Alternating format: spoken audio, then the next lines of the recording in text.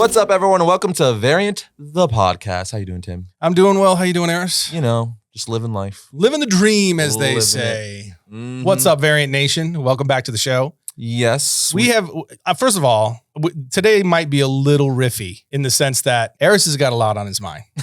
Do I? We were talking before we went on air here. We started recording. Oh, I have theories. And Arris is, he's just being weighed down by a lot of existential, philosophical we touched on this conundrums a week or two ago. Government saying aliens. Yeah. Tim. They're saying aliens. It's been on my mind ever since. Arris recently discovered that the government lies. No, look. This is the thing. This is the thing. They said aliens, right? Everyone's been like, there's aliens. Then There's they didn't see, the thing is they didn't really like officially say, right? No, they didn't. They didn't officially say. It's just one of the dudes. I mean, kind of, but not really. Right. Which is why like we were like, why are more people freaking out? I was like that initially too, but I'm like, I guess because like Did I calm you down? It's not like it's not like the president came out and was like, hey guys, we're not alone. Like it's not, but that's not gonna happen until 2027. But it's still like crazy that they're legitimately saying non-human biologics in front of Congress. Yeah. That's not which could be like they found coffee on board. And do you think this info came out just around the time of Secret Invasion finale? Is it coincidence? On accident? You think it's an accident? I think not. No, they're telling us they've infiltrated. Let's be honest. If we found out that a lot of the world's leaders are Skrulls, it would make a lot of sense. I, for one, not surprised. Nope. I'd be like, that explains so much. So many things. And then it just leads you down the rabbit hole. Because, you know, I'm a firm believer, Tim. I'm a firm believer. I couldn't leave her. And Nessie, do you believe in the Loch Ness, the sea monster? Loch Ness monster? Yeah. What's her name? Nessie. Yeah. Yeah. No. You don't really? No. You don't believe in I mean, I've never met her. But you don't think, okay. You don't think it's plausible that there is a quote unquote, we use the word sea monster. I'm not necessarily saying it's like the freaking Kraken where it's like a giant kaiju. That would be great. That would be great. That would be cool. Except for, you know, going on cruise ships might be a little more unnerving. But they're very well, or it could very well be a creature we just haven't discovered yet. And so to us, it's a monster or alien. That's absolutely possible. I mean, what is this statistically? Like, because it's a lake, though. It is, but there could be secret tunnels under that lake. Oh boy! Somebody's been on some websites. Just saying, somebody's gone down some dark rabbit trails in a world where aliens landed exist. Himself. I'm just saying, you might be on a couple watch lists now. What? You just because I know too much. Now you know too much. What if I'm a Skrull? Yeah, or what if I'm a Skrull? They're just looking at you and they're going questionable. Think about it. So they've seen your browser history. I think I said this last time. I'm gonna say it again because it's one of my favorite theories, and like people laugh, but it's like you couldn't prove it if it was true. So the whole Men in Black thing, right? Oh yeah, they got the little flashy thing. You said right? this last time. Yeah, because it's brilliant. What's it called? A neuralizer? A neuralizer. Yes, a neuralizer. So it's the most brilliant thing because for all you know, I could have just done it to you. You would never know. That's the whole point of the device, to be like, yeah, no. Because I could like rewrite your last hour or so of your memories to make you believe anything just happened. Well, now you have me questioning. Did you do that? Maybe. But point is, I would never know. The point is, you could argue and be like, no, it never happened. That's so dumb. Like, but that's the whole point of it. That's exactly you fighting me on it is literally the point of that device. Yeah. I guess in theory, that would be accurate. But also, like, is it with all the tech in the world that we have now and stuff we don't have, is it really that far-fetched that a device like that exists? No, I mean, see, now you're going to get me start answering these things seriously. With AI and aliens and all this stuff. In all reality, it's not in the sense that, like, they've been experimenting with ways to make people forget things and like psychological warfare and all kinds of stuff for years. They even do like stuff like subliminal messaging, obviously, like in TVs, music, like all that psychological programming, all kinds of. They've been doing it for legit decades. Yeah. Decades and decades and decades. Like, I don't. So is it possible that there's a piece of technology that would, affect that? Yeah, sure. I mean, if they develop, it's like you said, if they did, like, let's say like DARPA, if they developed something like that and it was being used by the military or the intelligence communities or something like that, you would never know. But it makes me think, this whole aliens thing, right? Because as soon as I heard that, I'm sure I'm not the only one who was like, Men in Black, though, right? Because we know Men in Black was actually based off of like the Men in Black. So you guys thought I was kidding when I said Men in Black has got some stuff going on in his life right now. But no, Men in Black, as you know, I'm sure a lot of you listening and watching know, was based on Men in Black that people would see and theorize when like aliens showed up or big events. Even freaking like the whole, now I'm not saying I believe this or not, but there's theories. Arris thinks Men in Black is a documentary. No, but even like the whole when stuff like 9/11 happened on Twitter, you hear the people who are saying Men in Black came in, took all the camera footage and all that stuff. Yep. You know, so there's a lot of theories out there, and that's where Men in Black is like based off of. But with aliens existing, it's like in the, you know, this guy saying that we've been experimenting with their crafts, their technology. It's like, yeah, so maybe there is a secret organization out there that wiped your mind last year and you don't even know. They work directly with the lizard people. Yeah, you know? And the gray men. It's possible. That live underground. All I'm saying is... in the hidden world called, what is it, Agatha? Or whatever they call it? All I'm saying is, Tim, if aliens are real... is it really that far-fetched that Sasquatch is real, freaking ghosts are real, Nessie, the Loch Ness Monster? Listen, freaking, I'm telling you, you know, demons, vampires, werewolves. Down the rabbit hole the man falls. You know, this has actually deeper and deeper into Wonderland. This has actually been documented. That there's been mad scientists and stuff that literally pulled a Frankenstein and try to put body parts and brains and stuff together to make it come alive. That stuff's been going on legitimately since the 18th century. Exactly. But is it really that crazy to think they did it behind the scenes somewhere? And that is who built the pyramids. Aliens. Now we know. Now we know definitively aliens. What are you talking about? Now we know. I'm just saying. So this might go on for the remainder of the show. Because, you know, you never know what's going to spark it. Also, is what I'm saying. The next, listen, you know, thought experiment or verbal vomit. Listen, hear me could come at any moment. Hear me out. I was on X, as they call it now, which that's a weird thing. Don't admit itself. To doing drugs on live on the podcast, bro. Like Twitter, like was that not a weird thing? It was a weird thing for me. I don't know if you guys did or you heard it, but I literally woke up one morning and legit opened my phone. The Twitter icon is glitching in and out. Well, it happened suddenly. It was literally going from like the blue bird we all know to like this black thing. I'm like, what the frick is happening? And then it finally just set on the X, which is what it's now. Yeah. And then I realized, oh, Elon Musk and his CEO are like, hey, we're X now. SpaceX. Why not call the social media platform X? Anyway, I was on X, as it's called now, and I saw that scientists, this has been something they've been doing for years. But they've reached, like, I guess, a significant point to where they've been trying to use reptile DNA, like Kurt Connors from freaking Spider-Man, to regrow limbs. And they've hit a new milestone. Yeah. And I was like... they're called chimeras. I was like... that's really what their name is, yeah. And I was like, wow. Alex Jones told us. Wow. And I was like, wow. So like all this stuff you read in comic books and fiction for years, aliens included, you're like, oh, it's fake. It's fantasy. Funny pages. It's just go read your guys in capes. Stanley tried go read to tell your guys in capes. And then it's like, oh, they're really doing this and it might actually be a thing. So when you see humans turn into humanoid lizards running around like Kurt Connors, Stan Lee said it like decades ago. Stan Lee tried to warn us. Just saying. Maybe Stan Lee was an alien. Just saying. Like a benevolent alien. A sweet, sweet, benevolent comic book writing alien. In all seriousness, though, isn't it like weird that a lot of this stuff that you've been reading and seeing in fiction and stuff like that is like, it's really not that far-fetched and or some of it is true. Yeah, no.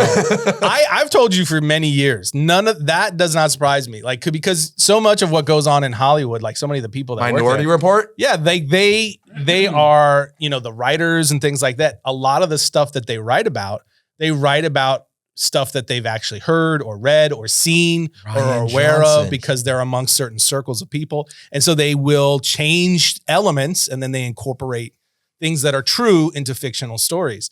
And so not everything that you see can be written off. I mean, a lot of the spy thrillers that are written by authors, just, you know, some of them actually have connections to the intelligence community themselves, but some of them are just writers, but they get into networks of anonymous sources within the governments, like not just the US government, but around the world. And they feed them intel and tell them things that have gone on and things like that. And then they just completely change names. And so you can't, but you don't know which part is true and which part isn't. That's why Rian Johnson did what he did with Star Wars. He was trying to tell us something.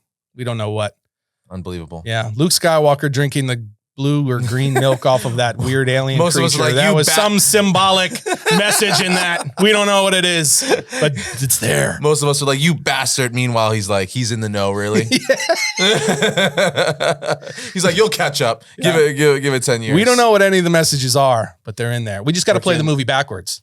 That's the problem. You got to play it backwards, and then you get the message. I'm just saying, scrolls, Sasquatch. It's gonna be a weird one, gang. Hold on to your butts. But like, can you imagine? I've asked, can you like, in all seriousness, can you imagine waking up one day and like there's like a mothership hovering over like the Capitol or something? Yeah, what do you do with that? Like, you what do immediately you started do? asking that after you saw Independence Day. Yeah, what do you do? Well, you do what Will Smith did. Well, obviously, wow, you get in a jet. Yeah, you obviously go to the nearest air base. They need me, and you volunteer for. Tom Cruise could do that. Tom Cruise is doing it right now. Tom Cruise is set. But he might be fighting on the other side. Oh my God, he is. Yeah, he might. Doesn't he pray to Zer? What is that? Xenu. Yeah, Scientology. That's a real Scientology. That's a real thing. He might be. That also makes sense. That's why he can do what he does at 60. That's what I'm saying. All the stunts he does, you know how fast he can still run. Yeah, keeping his fit going. It's a legit theory. I don't know. You know what I mean? What is the Scientology alien? Zuru? You said Xenu? Xenu. Oh, that's better. Scientology thing is all over the place. I don't even know. Wow. Yeah. L. Ron Hubbard. We're on a list somewhere just for talking badly about them. Yeah, just for talking about in any kind of way. I don't have the millions to join you anyway, so whatever. Yeah. Well, you're just not allowed to say anything. It's not. Yeah. Well, I thought that just means I'm never allowed to enter. See right there, you got us canceled. Congratulations. For making yeah, we're on like 3 different hit lists. I forgot the name again. What's the name again? I'm not going to say it anymore. Zuru? No, Xenu? You're not drag me down this road with you. Xenu. The alien god Xenu. Listen, oh my God. Tom. Wait a minute. I think you might be onto something. Maybe they were right. Maybe it is right. We have to go through, what do they call it? Where they clearing? Where they clear your mind, or they... Oh, there's a term that they use for, and they in Scientology use electroshock therapy. I think it is. Wasn't there like a minute in Hollywood where like so many people were like, yeah, like, well, it became huge. Will Smith, it was. Yeah. It's anyone really shocked now? Extremely powerful organization in Hollywood. Have you ever heard Leah Remini talk about Scientology, because she was a Scientologist and like her experiences? Is she not anymore? No, she got out and she went on full like whistleblower mode. And she just put them on blast, like everywhere. She went on Rogan. Was she basically like their cult? Is that what she was like? Well, yes, but she gets like, she names names. She talks about Tom Cruise, like his level, what level he's at inside the organization, what he can and can't do. John Travolta. John Travolta. She flat out said, she was on Joe Rogan, and she flat out said that John Travolta is at a level inside. I can't remember the name. They give a title to people at certain levels. He also flies planes. Coincidence? I think not. But she flat out said that they could kill someone and they would have to cover it up. The church would automatically cover it up. They can kill people if they want, and they will cover it up for it and make sure it goes away. Face off. Face off. Just saying. Man. So that might be the gateway right there. We may have just cracked it. How? Scientology might be the gateway to the underworld. Next week with the lizard on the podcast, it's not really going to be us. It's going to be the scroll versions of us, because they're going to come after us like tomorrow, probably. I'm going to pay extra close attention on my ride home. Gonna get sucked up from your chest. Now you're wondering, are these guys, do you have anything specific to talk about? And the answer is yes. We did come here with things to talk about, but this is very important. Yeah, this is real world, like real life information. I feel like these are things that need to be discussed. Okay. Mostly by you. Because, mostly by what? Because it's really like interesting, your theories. I mean, because like I'm so good at it, or yeah, like they're really like I've never thought of these things this way before. Meanwhile, a bunch of you listening, you're like, just saying, I'm turning into the guy from the History Channel who's like, aliens. Flash forward years, a few years, like, yeah, aliens. Aliens. What's crazy about this whole thing, if this turns out that like to be 100% confirmed, it's like, it'll be really funny or just nutty in general. That's like all the people who claim to be abducted, like a good portion of them, or let's say like half of them were probably telling the truth. They become the guy. It's like, see, I told you I got sucked up and they were doing probing stuff. That's the character from Independence Day. Yes. What's the guy's name who plays him? Randy Quaid. Okay. Randy Quaid's character in Independence Day, where he's like, I done told you, they're coming for you. And he sees like him, like, you bastards. Yeah. Oh, because he sacrifices himself at the end. Yeah, that's he's right. like, I'm back. Yeah. That's great. So all those people would turn into Randy Quaid. That's funny. That's funny. What was that movie? There was this is the last thing I'll say in the alien bit, but there was a movie that freaked me out as a child that I don't know why my parents even let me see. Star Kid? No, it was based on a true story, a true abduction story. I know what you're talking about. And they show the guy like getting probed and stuff, and they put him in the cocoon. Yeah. Dang it! What is the name of that?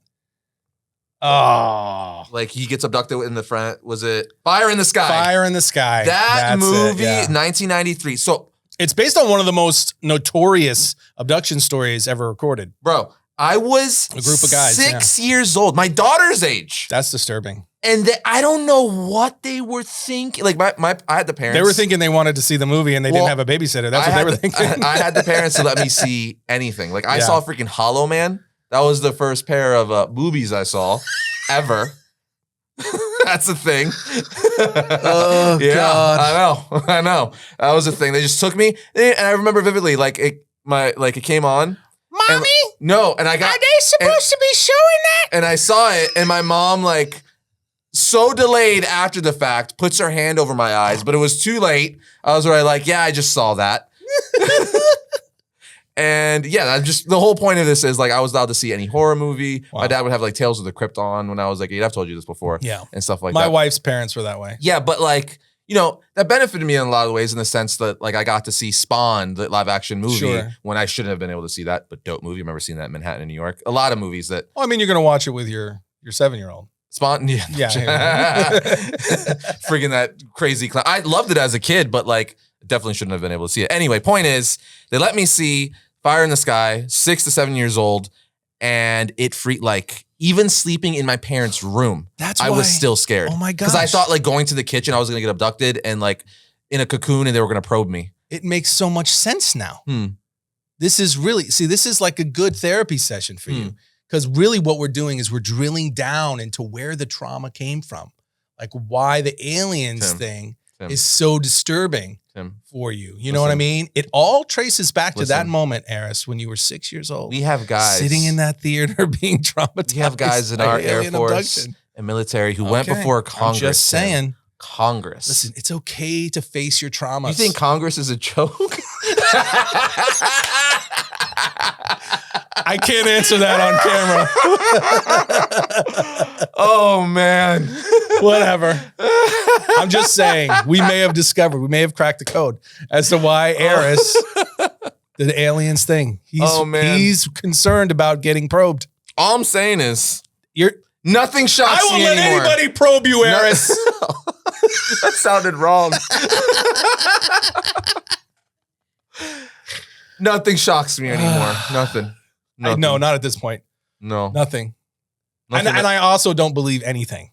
That's like this is the negative thing that they've put me in. But yes. Like I believe absolutely nothing. I'm like, look, dead bodies or we're moving on. But that's kind of like, because should bring them in and I want body bags. I want to see flesh or we're moving on. That's kind of where like I'm at too, like being serious for a second. It's like, it's fun to talk about that. And it's like, I do think it is possible, but it's also like, because I told you this when it first happened. Because I'm like, it's definitely, I will believe anything now. But it's also like, why are you telling us now? Yeah, that was my whole thing. Why? That was my immediate reaction. Are you like, hey guys, aliens, to distract us from what? Yeah, I said that in 2020 when they first started doing this, like right in the middle of like the madness. What's that comedian? I was like, you mean to tell me What's the comedian? The one I was telling you about. The stock market is skyrocketing, and they're like, "Oh no! That's Mo Amer." I thought you were talking about the one I mentioned last time. Where it's the best bit. Because Mo Amer is really funny too, but he doesn't talk about aliens. But the other guy does. That's one because he's what? like, he mentions it in the bit because he uses it like for what we're talking about. It's a distraction from everything else going on. He's like, we're all home, but the stock market is skyrocketing. Aliens are real. Yeah. He's like, how is the stock market skyrocketing if no one's working? It doesn't make any sense. Hey. Here's some hush money, $1,500 a month. Just chill out. Oh, okay. Wait, but it's still going up. It's still going up. Hey, aliens are real. Oh, aliens are real. It's still going up. What are you talking about? Yeah. The other one is Jada cheated on Will. Yeah. Jada, no. Jada. Yeah, that whole bit. That was one of the funniest comedic bits I saw in like of the last few years because it was like perfect timing too. It was one of the first like live stand-up routines to come out after all the madness in 2020 and 2021. And I was crying laughing. I told you about it right away. No, I was like, it was just Mo Amer. If you've never seen it, I think it's called Welcome to Texas or From Texas. Yeah, because he's El Paso, I believe, or something like that. He's from Houston. Oh, he's Houston? Okay. And that hit the whole opening bit of that stand-up routine was amazing.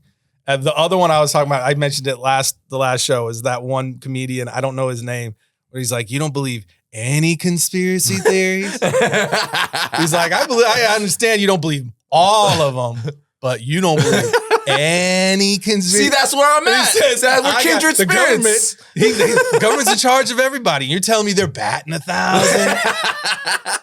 I got just one son, and I lie to that dude all the time. See? It's that whole bit. So funny. That's so where I'm at. Who's that guy's name? Because I know what you're talking about. I can't remember his name. But he's got my mindset. Really that's my mindset right there. It's like, you think none of that stuff is real? Yeah, we live in a time. That's why I say I just don't believe anything. You're gonna have to prove it to me. But like I told you, even if they're like, here's footage or here's a picture, you're gonna be. It's easy in this day and age to be like CGI, fake, Photoshop, AI. Like, so even at that point, it's like, do you really? You're gonna have to like go to a zoo. It's in a cage somewhere. Like, look at it. I gotta poke it. Open the cage. I gotta poke it. What was that ride in Disney World along? It was the one that turned into the Stitch ride. Alien Attack. Remember they would report it in. It's gonna have to be like that where they bring it in so we could like investigate it. Like there it is. And that's when it sends out its telepathic messages and captures all of our brains, and then we all turn into zombie monsters. And that it's a whole thing. Or maybe. This is a theory I'm going to create on my own. Oh, God. Maybe, like Brainiac, what is he all about? Intelligence, right? Encapsulating, and gathering all the intelligence in the universe, right? And he puts them in his little bottles and he shrinks them. He's got candor, all that stuff. So he's all about that. It's kind of sort of like AI in a weird way, right? I mean, yes. Right? Yes. So what if AI is actually alien in nature? I mean, if it was... What if it's alien in nature? It's literally artificial alien intelligence, and they're telling us about aliens right around the time AI is popping off, and it all kind of links. Well, here's my problem with that theory. If AI is alien in nature, the aliens are not very bright. Why? What if they're playing the long game like freaking Thrawn? I mean, it's possible. They're like, but we don't need to win the battle. We just got to win the war. He's got some work to do. ChatGPT made a way better script for the freaking Star Wars sequels than Disney. Okay? That's not saying anything. My 7-year-old could do that. Oh, shots fired. Oh, boy.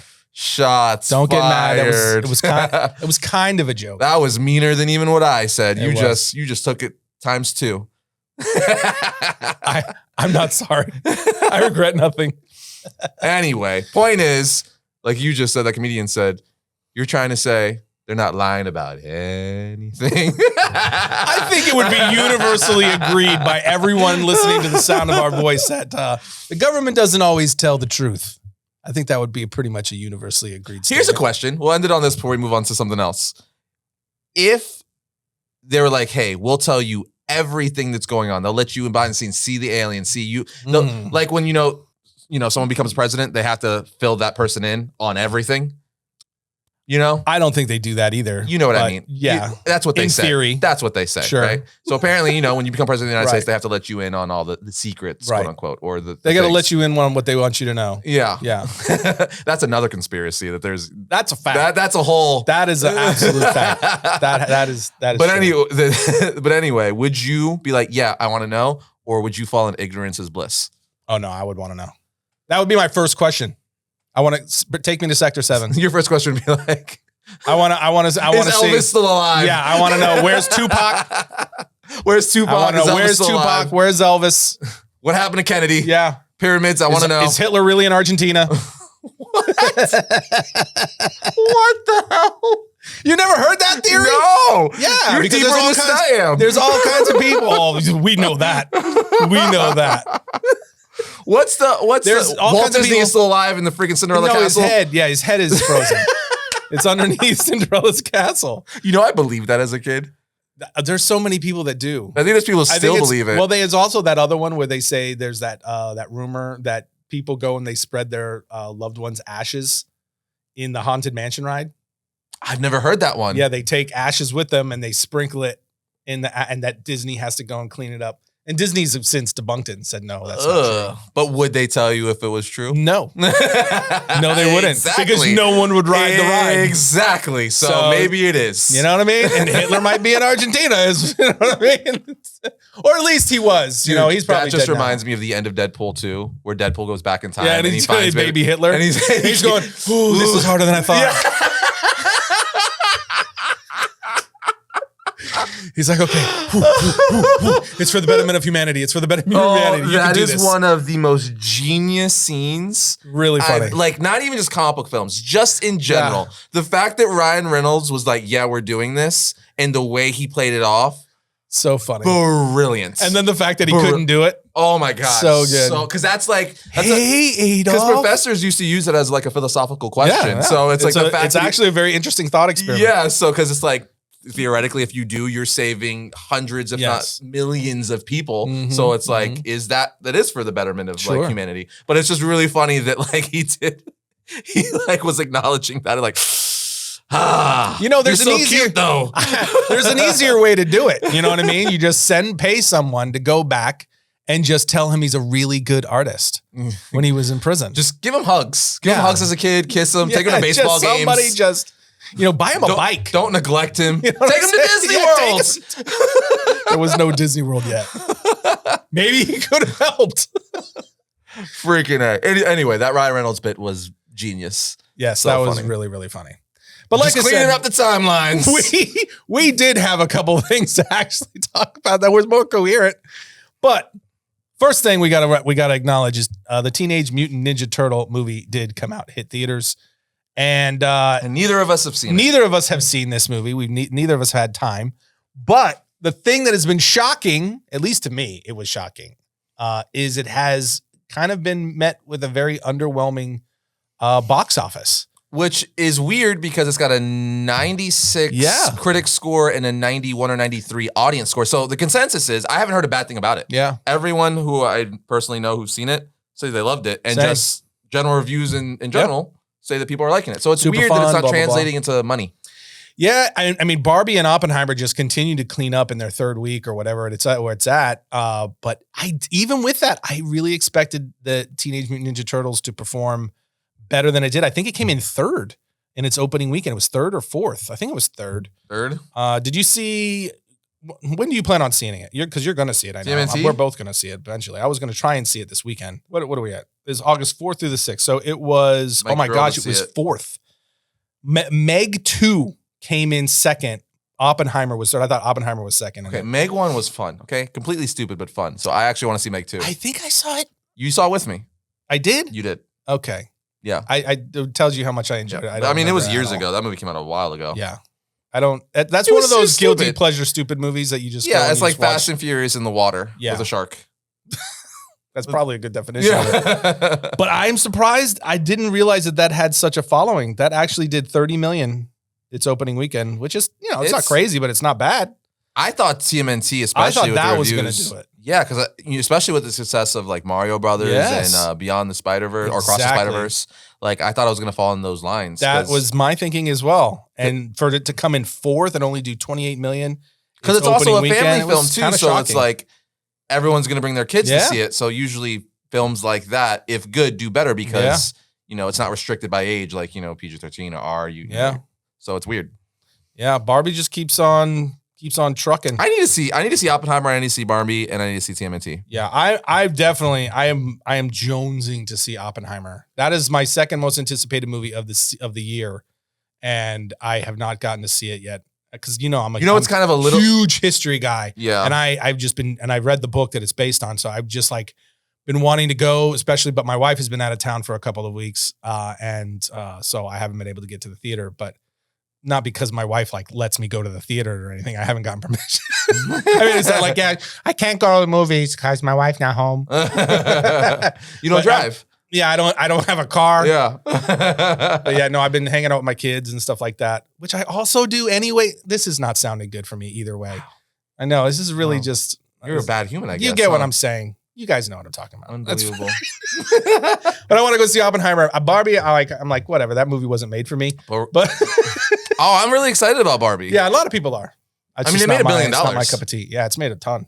But I think we're obviously going to see Blue Beetle next week. Yeah, Blue Beetle hits next week. And based on Teenage Mutant Ninja Turtles, man, I'm just like, man, I don't know what the box office Blue Beetle is not going to do well in the box office, and that's what I'm saying. Me sad. I haven't heard anything about what the what's the word I'm looking for? Predictions. Oh, the predictions is less.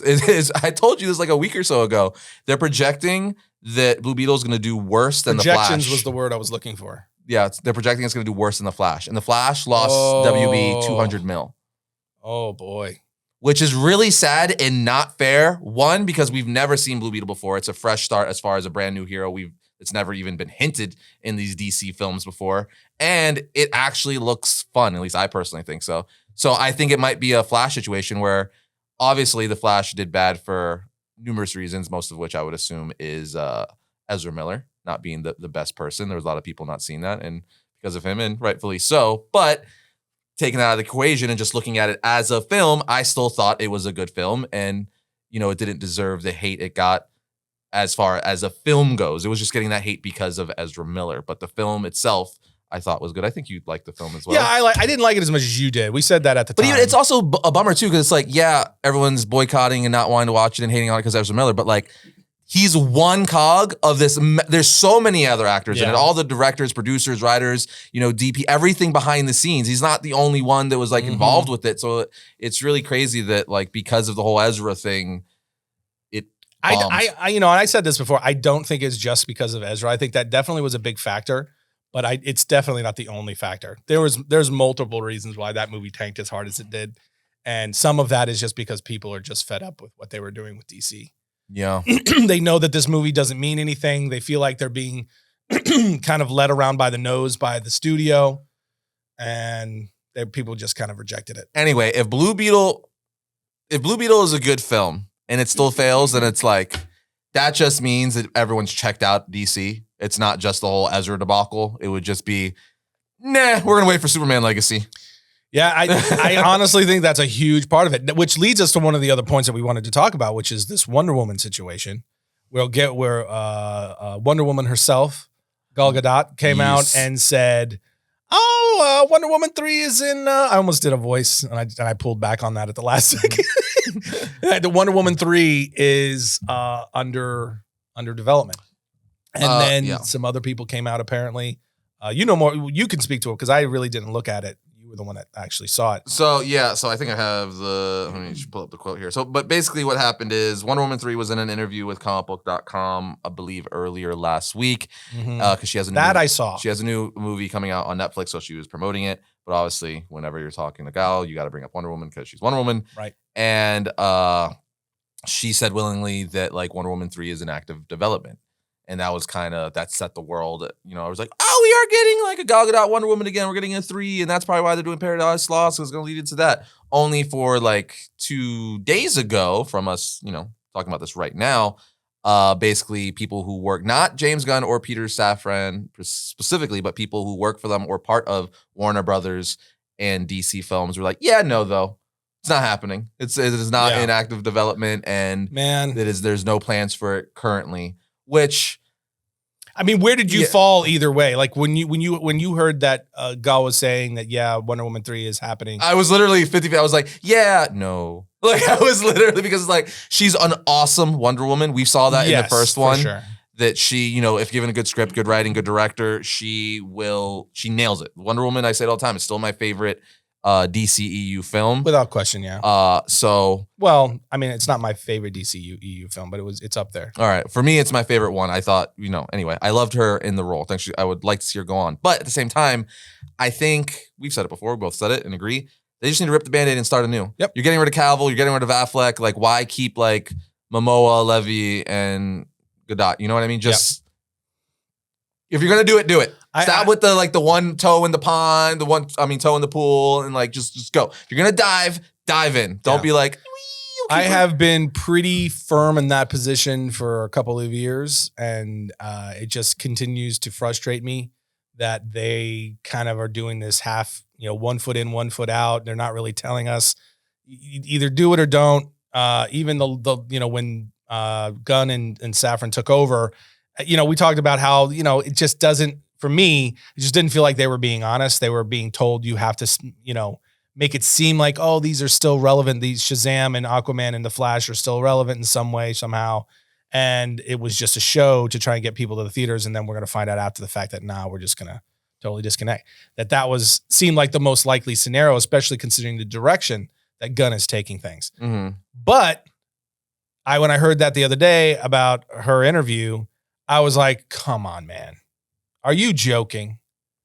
I mean, it really was like, that's ridiculous. That they're keeping her? Yeah, just the concept that you're going to in any way keep this going after you have Shazam flop that way. The Flash flop that way. Blue Beetle looks like it's going to tank. Aquaman is people are literally walking out of the previews for this film. They're doing reshoots to try to salvage it. I mean, that's the same thing. Black Adam was performed horribly, even though you just had The Rock. Did you see this? The Rock went on Kevin Hart's Peacock talk show. Saw this. And Hart, of course, they talked. They're best friends. So they talked about it before, and they probably ironed out what they were going to say and the whole thing. So he was prepped. And he asked him, like, hey, what happened with Black Adam? How could they not let you, after it was so successful, how could they let you not continue the character? And The Rock was like, I just look at it like, changing of the guard. A football team. If you got a football team, new manager, new general manager, new coach comes in. No matter how good the previous team was, that's not your quarterback. And they just get rid of people and they just start with their own team. It's kind of like the same thing. So, we talked about it. It didn't make sense to me. We was really successful. The audience loved it. And it was the most delusional. Like, what are you talking about? What are you talking about? And this is kind of like the state of things. And that is why I say what happened with The Flash, I do not think it was all Ezra. The Ezra thing. It's that. That clip was really funny, though. Crap. Because I watched that clip actually like 2 or 3 times because I was like, wait a minute. Because Kevin Hart kept saying how successful it is. Even after that clip, I went and I was like, how much money did it make?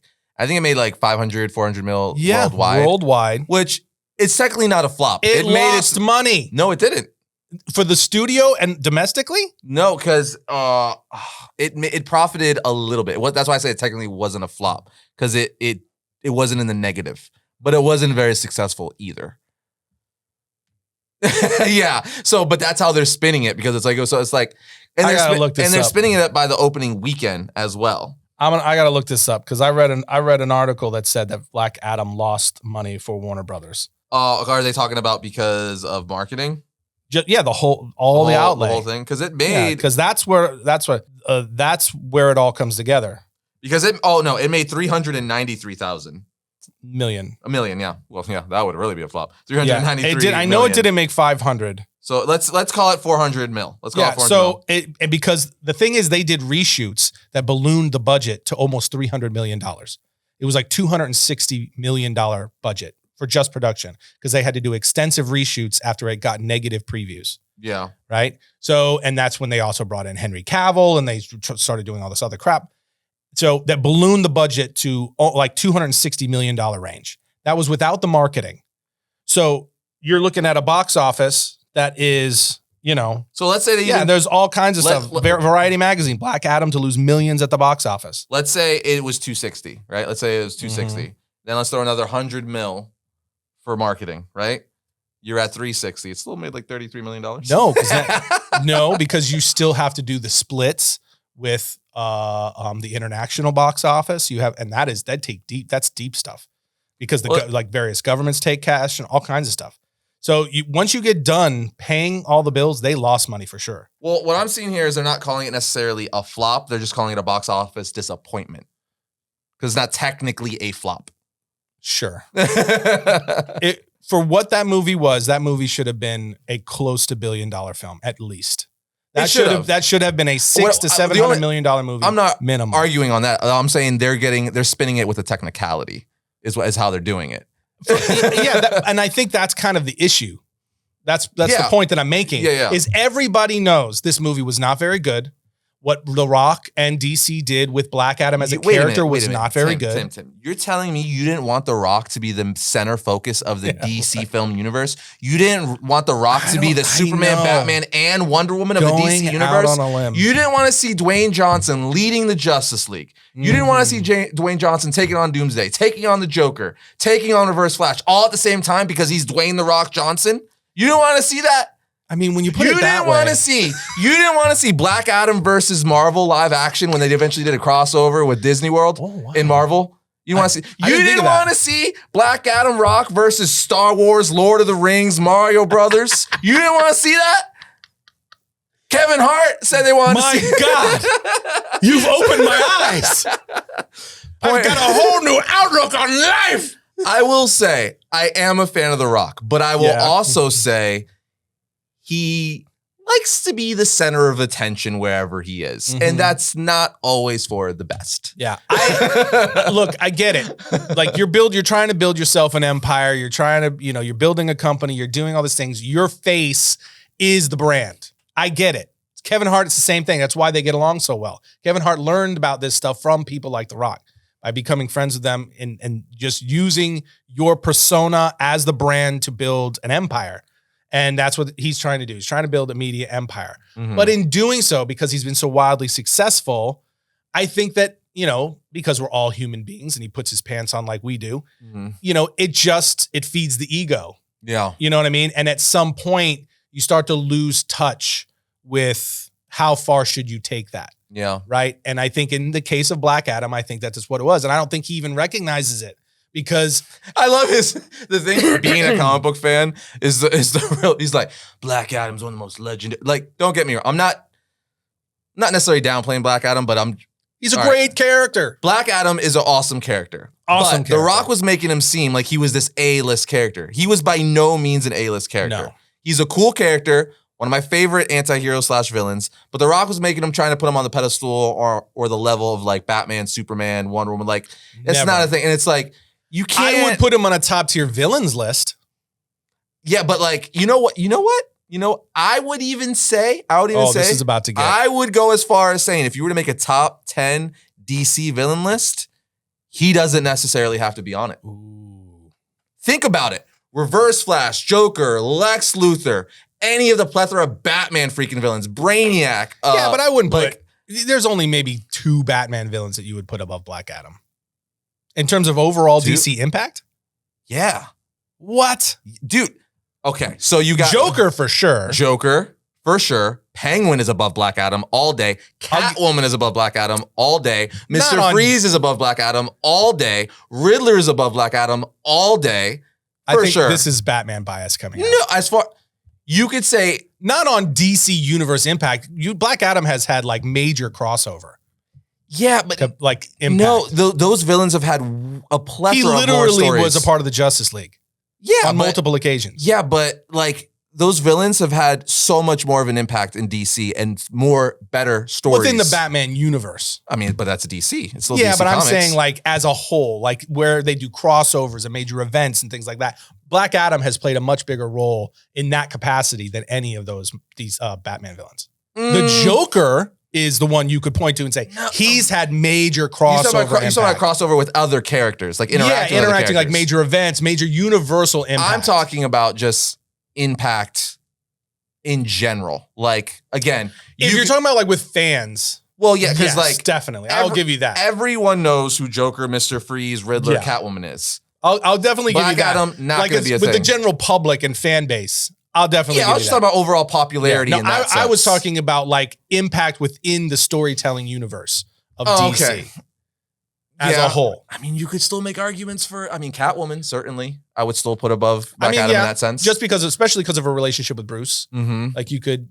say, but again, it's compartmentalized more to Bruce Wayne. Yeah, if you're talking about interaction with other characters, but it's like she also crosses over in a lot. What I'm saying is like the things that those characters, the storylines that those characters have been involved in, haven't necessarily pushed the entire DC universe or altered it in one direction or another. Whereas Black Adam has been involved in storyline and played crucial roles in storylines that have had major canon shifts.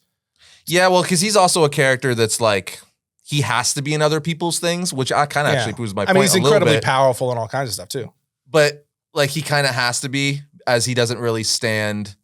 I don't want to say he doesn't stand by himself alone that well, but like, you know what I mean? Like, you're not going to do he has solo series, but he's not going to have this run that's like, he's going to support by himself for ages and ages. Well, I mean, that's true, I think, of most villains. Yeah, not a lot of villains can do it on their own. The heroes are the central focus, which is why Black Adam started becoming an anti-hero. Yeah. And then a sympathetic figure overall. Yeah, I'm not trying to like diss on Black Adam. he's one of my favorite characters. Well, now we know Arris hates Black Adam. I'm just saying, the whole point of this was that like, he's not what The Rock was. So like, it's not like, because the same thing, like I wouldn't want the Joker, who's way more like popular of a character, to be the center of a universe. Because that's even besides that, I wouldn't want a villain to be the center of a universe, which is why he was trying to solo film. Yeah, yes. But the center of a universe you're building out for a studio, because he was also trying to make him a hero, which was another annoying thing. I would say that was the most annoying part about it. Like, I get it. I understand. He's been a hero. He's been on the Justice League, like you said, a numerous amount of times. But he's more compelling, I think, as a villain / anti-hero. Yes. Like, that's what makes him compelling. He would have been way cooler being introduced as a villain, who then as you learn more about him and he learns more about his place in the world, he determines that he doesn't want to, he's by force, like Superman forces him to stop. Mm-hmm. And then he says, okay, well, you're going to either handle your business or I'll be back, sort of a thing. Yeah. And he's just like this lingering, lurking outside force that could come in and jack stuff up at any time. I think that would have probably been the best way to go, because that's what Black Adam generally is. I mean, to be fair, they were kind of setting that up at the end, which is why Superman came in. Yeah, but and he's like, but it was still like he was the hero. Yeah. And they made his backstory, totally changed his backstory. They made him way more sympathetic than he actually is.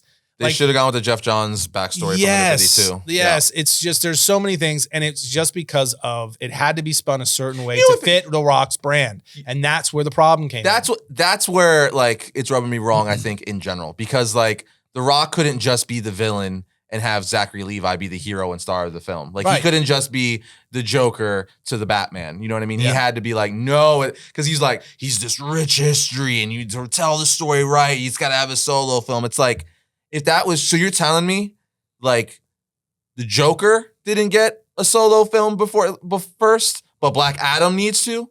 Like, think of it. All the best Joker performances, like Joker's only got one solo film. Yeah. And it's an Elseworlds thing. So you're telling me the Joker's not deserving of his solo film to set up everything before you introduce him to Batman, but Black Adam is? Yeah. That's what rubbed me wrong. It's like, I get it. I like Black Adam. He is like a big character in DC, but like he was making him something that he really wasn't. Like you didn't need to give him a solo movie at all. I would say worse, what rubbed me wrong, even more than that, worse than that for me, was how he was so opposed to appearing in a Shazam film. Yeah, because he's a freaking Shazam villain. He's a Shazam villain. He had to make it Superman. Yes. It had to be Superman, or it wasn't good enough for Dwayne "The Rock" Johnson. That wasn't cool enough. It wasn't That would have been an awesome fight to see. Yes, but later. Yeah. You have to build to that. Yes. You have to give the audience, you have to build up to that and give the audience a reason to anticipate that, to be excited about that, to look forward to that. You sneak up on the audience with that. But that's again going to the thing where he has to be the one facing, because everyone knows Superman's the guy. So he has to fight Superman. So he had to leapfrog Shazam and all this other stuff and make it to where he was just all automatically right out of the gate, he was toe to toe with Superman. Yeah, it just rubbed me wrong. And it wasn't, when we first heard about it, we were both excited because we were like, hey, this could, if they do this right, we don't know what they're doing, but if they do this right, this could be really cool. But, The Rock's really making it sound like, he really wants to do this character justice and he really wants to bring something special and so we were kind of really optimistic right out of the gate about it. And then even when when he was calling out Superman, we were like, oh my gosh, if they eventually build up. But our thing was right from the start, we were like, if they start with Shazam and then you build up to, the Shazam and Superman teaming up to stop Black Adam, that would have been amazing. And that's what we were excited about. Yeah. We were looking forward to that possibly occurring. For sure. And then what we got, and I think that is what has really turned so many fans away from these films, is because that's one example of just that, but they've been doing that with everything systematically. It's like, why wouldn't you because he should have been the first villain for the film. Because it's like, it's the most obvious. Like if you're when you're first doing a Batman movie. He should have appeared at the end of the first Shazam film. Or you could have just made him the villain of the first Shazam film. Yeah, but it's like, okay, you don't want to do that. You want to do, Dr. Savannah. Fine. Have Savannah discover, Teth Adams' tomb at the end. I mean, they're linked in the New 52 anyway. Yeah, so, yeah. Exactly. So that, if you go that route, it definitely would work because you could have had Savannah, the first film, set it up. Second film is Black Adam versus Shazam. He can't take him down completely. So then you have a team-up film of Shazam, Superman versus Black Adam. So then you could do the Dwayne thing where it's like, I'm so powerful, you need Shazam and Superman. Yeah, it was so obvious. Have you heard about this? I don't know if it falls under Mandela effect or butterfly effect. Have you heard about this where a whole bunch of people remember seeing an end scene to Shazam where Dr. Savannah finds Teth Adams' tomb? No. And breaks it open at the end, and is that really a thing? That's really a thing. Look it up. A whole bunch of people remember seeing that as a post-credit scene. They do show Black Adam as like a hologram in the film. Oh, I don't remember that. Yeah, when Billy's becoming Shazam, and I believe the wizard is giving him like the history of the powers of Shazam. You see like the magical hologram image of like Teth Adam. I think I do, unless this is another. No, that's legit. This is another butterfly effect. No. Go on Max, look it up. It's real. But yeah, it would have been, it was just right there. It was so obvious and the fans would have eaten that up. But this is the problem. And it's not just DC, it's DC and Marvel, as we have talked about over and over and over again. So with going back to the Wonder Woman thing, it's this is the issue. It's like now you're going to come out and you're going to try and say, when I heard that, I was like, you've got to be joking. Make it stop. Someone stop. Please, someone stop the bleeding. Like I just all of them are done. This is their last film. Wonder Woman 2 was her last film. 84 was the last one. Aquaman, whatever the New Kingdom, whatever the heck it's called. Lost Kingdom. Final Jason Momoa Aquaman film. Just all of it be done and start over. Please, I beg you. Because they also lost their opportunity with not doing Flashpoint the way they should have in the Flash. Yes. And they made it sound like they were gonna. Don't get me on that rant. Don't get me, because there's literally video of James Gunn saying that the Flash will reset, reboots things going forward. When he did that whole announcement of the slate, he's looking in the camera like I am now and saying, and then we got the Flash, which is great, which is going to reset and the universe going forward. I think he said it does a pretty good job or something like that of resetting. He said reset, which is another word for reboot. Reset, reboot, doesn't matter. He basically said it's fixing everything going forward. It's rebooting, right? However you want to take it. He said reset, right? So like, it did it. It did it. Because then people were like, oh, so that means then George Clooney is Batman? To which he replies, no, absolutely not. So it's like, but you said. Yeah, and I'm fine. So what they should have done, Tim, what they should have freaking done. But I get they're like, we don't know where we're going yet, so we're gonna leave it vague. They should have done is had that new cast, that new Superman they cast, be at the end of that film, ready to go at the end of that film, or the new Batman, someone new going forward to be like, this is where things are going. So whether it's the Batman, because they were playing heavy with Batman in there, so that would have actually been cool. If the Bruce that was at the end was the Bruce that was going to be in Brave and the Bold with Damian Wayne Robin, that would have been something. Because everyone would be like, because just imagine them announcing who's playing Batman by doing that. Even if they didn't do Batman. Superman would have worked. The new Superman would have worked as well. Or even Damian. Just Damian. Anyone going forward. And he interacts with the person, doesn't know who he is, and at the end he just says his name is Damian. I mean, people would have like lit up. But the people that saw it. Oh, wow. What's crazy is there wasn't many people. The funny thing is for a while, I think the first 2 weeks, it was the #1 digitally downloaded movie across all platforms. Which showed there was a lot of people that just didn't want to go spend the money to see it. Proving the Ezra boycott. Yes. So there you go. Yeah. Or just generally not wanting to spend that much money on that film. So that is something I always look for. I kind of feel bad for Gunn in the sense where like these movies were already filmed and shot in motion and set in motion before he showed up. But at the same time, I'm like, because he's in a tricky situation because it's like you can't make it seem like these movies don't matter because they're not going to make any money, even though they're still not making any money. But as a studio head, being the head of anything, you can't make your product seem like it's worthless. So like no matter whether you agree with it or not, he's the face of it. He's the head of the studio, so he has to like talk positive about it, right? So I feel bad in that sense. But at the same time, you can't hoodwink us being like, this is literally resetting everything. Yeah. You need to see it because this is going to reboot everything going forward. Then we watch it and we're like, so you did timelines. You had a bunch of crappy CGI cameos that were cool to see, but the CGI was really dumb. And you really didn't tell us where we're going at all. You just ended with a cool little nod to George Clooney, Batman and Robin, Batman. But still it ended. And how does this connect to the new Batman for Brave and the Bold, the new Superman going forward? I don't understand. Which under a lot of circumstances would have been, the George Clooney thing I'm talking about, would have been fun by itself. Like, okay, that's fun, even though George Clooney was the worst Batman like of all time. Sorry, George. That was just, the movie was bad. He's like, but I'm super good looking though. Yeah. Love George Clooney. Great actor, but it was awful. I found out my wife is all about George. She's like, yeah, if I was like 50, George Clooney though. Yeah. Wow. Yeah, George Clooney. Oh, He's still Robert Downey Jr. is another one. She's like, I was a little older, Robert Downey though. She likes short guys. She likes sophisticated old guys, apparently. Sophisticated old men. Got that swag, I guess. Gross. You know who's all about Robert Downey Jr. doesn't even need to be aged up? Your sister. Which one? Amanda. She is about Robert Downey Jr. What do you mean he doesn't even need to be aged up? I mean, she doesn't need to be aged up. Like, because she's like, what, 25 and he's like 55 or something like that? Yeah. She's like, yeah, no, right now, Robert Downey, let's go. I feel like that has something to do with money. No, someone's looking for a sugar daddy. Because she said he's got that swag. Got that swag. He's funny and he's good looking. Women do like confidence. Yeah. And he is Iron Man. Yeah, I mean, he played Tony Stark. Tony Stark, and he's kind of got that. I mean, he is like who he plays is kind of just who he is a little bit. So is this how women find themselves in trouble right here? I don't know. You know what I mean? You go for the bad boy. I mean, Robert Downey Jr., he's a good looking guy. He's good. Like I kind of get it. I don't even know how we derailed on that. Yeah, I don't know. How did we get to that? I was just saying that George Clooney was a bad Batman. And then I went to the fact that my wife's like, he's an attractive older dude. And then Robert Downey Jr. is attractive.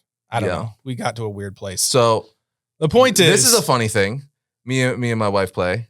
It's called Smash or Pass. This is a This is the thing. This is the thing we do. I'll name a celebrity. Like I'll be like, this is a Michael B. Jordan, and she's like, smash, and I'm like, dang it. Or I'll be like, I'll never be Iron Man. I'll never be as good looking as freaking Michael B. Jordan. So and she's like, smash. And then she'll be like Margot Robbie. And I'm like, smash. And she's like, calm down. And it's really funny. I've never, I have never played this game with my wife, and I don't know that I ever would. Because I don't want to know. It's so funny though, because like now it's to the point where it's just random. Like it's just like we'll be watching a movie and she's like, smash or pass. I'm like, pass. or or whatever. Or like I'll do it to her in the grocery store. I'll like see someone and I'll be like, oh, like Shia LaBeouf, and she's like, smash. I'm like, yeah, I get it. Like, and it's just you're just asking about the guy at the counter. No, that's too close. It's too close. We only do it with celebrities. So what's really funny is like we were talking about like celebrity crushes and stuff like that, and she was like, because we talk about that stuff. It's just a thing we do. Where it's like, who is like your top 10 celebrity crushes? Hence that game or whatever. And what is it? Rosario Dawson. Yeah. Not Rosario Dawson. Alexandra Daddario. Oh my gosh. That's a person. Yes. I don't know if that's I don't even know her name, and she's one of my celebrity crushes. Alexandra Daddario? I believe it's Alexandra Daddario. I think that's how you She was really in like Percy Jackson and stuff like that. Yeah, that's Percy Jackson. That's what I know. Yeah, but that was like one of her first And she was in one of the, what's the name of that detective show on HBO? Oh, The White Lotus. What? No. Is it The Lotus? No, it was called Detective something. Oh, True Detective. True Detective. She was in True Detective. She was in that. But she's also in, is it The White Lotus? I don't even know what White Lotus is. Well, it's an HBO show. It's actually one of my favorite shows. And funny enough, that's where this story comes into play. So we watched that whole season 1 thing. And then by the end of it, she's like, wait, isn't that one of your crushes? And I'm like, and she's like, unbelievable. This whole time I've been watching this with you. And you're just sitting there like salivating. Yeah. I'm like, and I just started laughing because like, I'm going to end there. We're going to stop there. We're going to stop there. We're going to stop there. So what we've learned today, boys and girls, is that Arris is really worried about aliens, and he's a creepy old man. Is what we've learned today. This is a game I play with my wife. It's a fun game. Okay. All right. I learned some things. This is your wife is pinning you into a corner. Okay. Amber's pinning you into a corner because she's playing the game with you, but she's just racking up stuff to hold against you down the line. There's some that I never like. You're incriminating yourself, is what I'm saying. Cillian Murphy is one too. Have you never heard of the right to remain silent? Bro, no, it's fun. It's hilarious. Jeez, because like, man. Cillian Murphy was one I had no idea. Cillian Murphy? Yeah, Cillian Murphy for Oppenheimer and all that I guess stuff. there's a lot of women who think he's attractive. No, like everyone apparently thinks that guy's attractive. What's remarkable to me is that he looks, you know what he looks like? And I love Cillian Murphy. He's great. Yep, exactly. Bingo, don't bingo. Ask my daughter in front of me these things. Okay? I saw her nodding behind that board. That's my daughter over there. Exactly. Running the swisher. Case and I don't want to. I'm going to pretend that didn't. Hold on. It didn't happen. It didn't happen. It didn't happen. I don't want to know that. So, but what he looks, you know what he looks like to me? Love him as an actor. Guy is an amazing actor, but he looks like a human walking sugar skull. No, I think like one of those characters from the Bad Boy Swagger is what I've been told. The Day of the Dead in Mexico. Is it the Bad Boy Swagger? That's like a big part of it too. Peaky Blinders, like see, there we go. See, this is how women get themselves in trouble. What's his name? Tom Hardy is another one. You pass on the good guys and you go to the bad guys and you complain about how they treat you. I was telling my wife that the other. I'm like, because all the guys, she like her type, which is funny because she ended up with me, but like her type is like, it's like a dirtbag. It's like, no. Oh my God, what does that say about you? I was kind of a little bit of a douche in my scene kid. Like I was a rock and roll scene kid, hardcore boy. I knew you during those years. Yeah, I was. So, but that we're not going to talk about that today. Anyway, I got some pictures I could show you people. So I kind of had like that whole like stereotypical like I'm in a rock band bad boy thing going on. But like her type, your skinny jeans. Yeah, but her type now is like that rugged bad boy, like kind of a douchebag, but like if you mess with my girl, I'm going to kill you type thing. And I'm like, how me like like because I had a guitar and I had long hair, like I don't understand. Or she's trying to tell you something. You know what I mean? You got to take cues. This totally derailed. Okay, with that, I tried to tell you right from the start. Did I not try to tell you right from the start? This was going to be an interesting one. Hold on to your butts. This is an interesting one because Arris was in a mood. Because like half of this there was some verbal vomit coming. I knew it. Half of this has nothing to do with pop culture or comic books at all. I'm gonna be honest, but you know what? Kind of intentionally provoked some. You know what? That's some of the best content because you get to know us better. You know, you're like, oh, now I feel like I know things that not everyone else knows. You know, we do know some things now. I'm letting you in. I'm letting you inside of my brain, and it's scary. Guys, it's so scary. It's got real weird, man. Comic books. I love them. Weird. You love them. You love them. That brings today's podcast to a close. Sometimes you just got to get some things off your chest. There we go. There we go. I can't wait for the comments. I don't even know what to title this episode. I really don't. It's going to be interesting. Anyway, with that said, Tim. Next week it is. We'll see you guys next time when we talk about all things comics.